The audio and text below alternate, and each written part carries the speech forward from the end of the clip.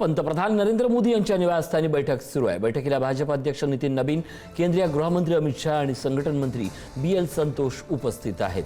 पंतप्रधानांच्या निवासस्थानी ही महत्त्वाची बैठक सुरू आहे।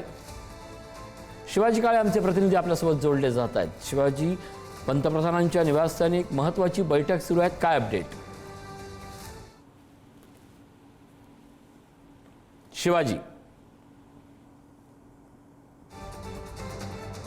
शिवाजी काळे यांच्याशी आपण पुन्हा संपर्क साधण्याचा प्रयत्न करूया। मात्र या क्षणाची मोठी बातमी आपण पाहतोय, पंतप्रधान नरेंद्र मोदी यांच्या निवासस्थानी महत्त्वाची बैठक सुरू आहे। यामध्ये भाजपचे संघटन मंत्री BL संतोष उपस्थित आहेत।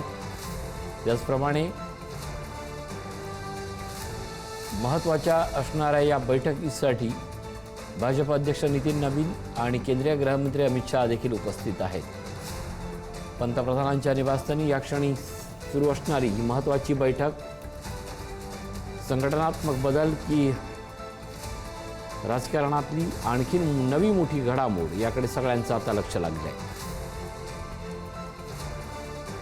भारतीय जनता पक्षात ती मोठी घडामोड या क्षणाची आपण पाहतोय। पंतप्रधानांच्या निवासस्थानी महत्त्वाची बैठक सुरू आहे। शिवाजी काळे आमचे प्रतिनिधी आपल्यासोबत जोडले जात आहेत। शिवाजी, काय अपडेट? दिल्लीत बैठक सुरू आहे। राजधानी दिल्लीमध्ये घडामोडींना वेग आलेला आहे। दोन मुद्दे सध्या प्रकर्षाने समोर येतात, ते म्हणजे 20 तारखेला जे अधिवेशन सुरू होणार आहे त्या अधिवेशनाच्या दृष्टिकोनातून ही बैठक महत्त्वाची आहे। काल रात्री जर आपण पाहिलं तर नितीन नबीन अध्यक्ष हे केंद्रीय गृहमंत्री अमित शाह यांच्या घरी पोहोचले होते। त्यानंतर BL संतोष देखील संघटन मंत्री हे काल रात्री 10 वाजता अमित शाह यांच्या घरी बैठकीला पोहोचले होते। आता जी माहिती मिळते त्यानुसार हे दोन्ही नेते पंतप्रधान नरेंद्र मोदी यांच्या निवासस्थानी पोहोचलेले आहे बैठकीसाठी।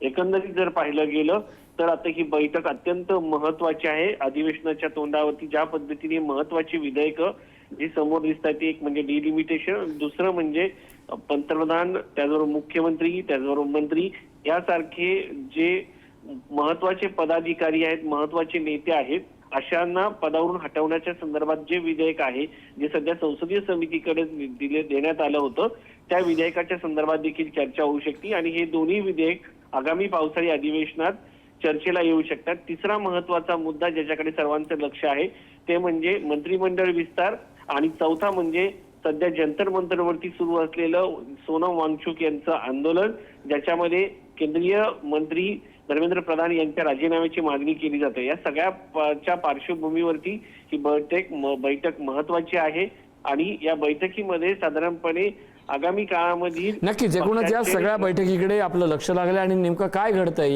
याचे अपडेट आपण घेत राहू। तुर्तास धन्यवाद।